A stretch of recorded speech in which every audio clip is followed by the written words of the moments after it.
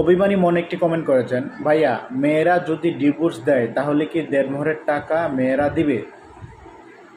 আপনি যেখান থেকে এই শব্দটা শুনেছেন বা এই কথাটা শুনেছেন সেটা 100% ভুল। ডিভোর্সের সাথে দেনমোহরের কোনো সম্পর্ক নাই, তবে বিয়ের সময় সেটা সম্পর্ক থাকে, কিন্তু বিয়ের সময় আপনার সেই সম্পর্কটাকে ডিভোর্সের সময় নিয়ে যায়। কীভাবে নিয়ে যায় সেটা আপনি দেখেন। বিয়ের সময় দেনমোহরের টাকা পরিশোধ করতে হয়, কিন্তু আমরা সেটা বাকি রাখি, বলি যে পরে দেব, অনেক সময় দেই না।